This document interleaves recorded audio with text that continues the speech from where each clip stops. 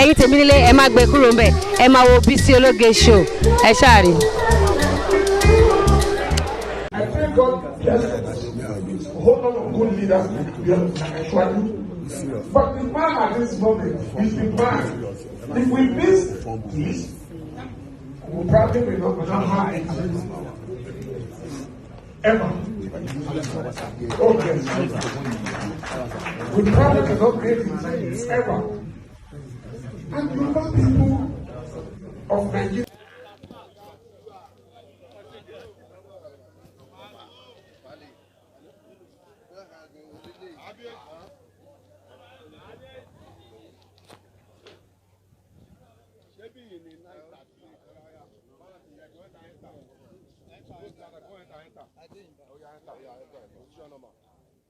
You know they landed gap small.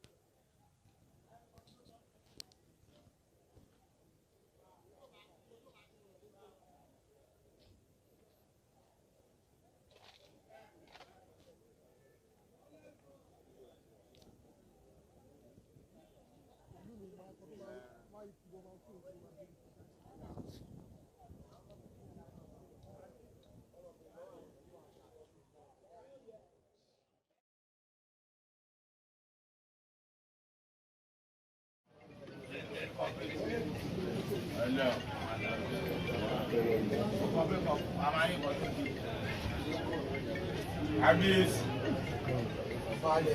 Ade one.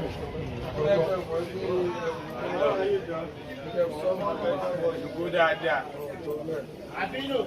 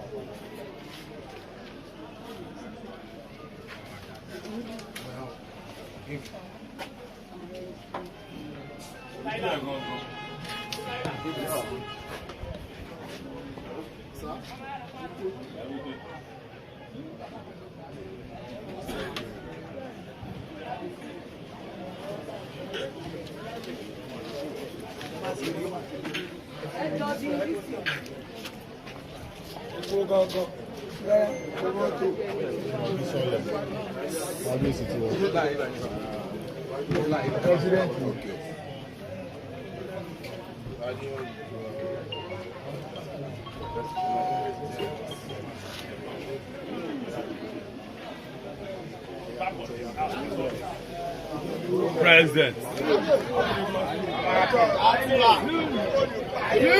Thanks for watching this video. Please don't forget to click on subscribe button. Kindly comment and share. We drop new videos daily. Thank you. God bless you.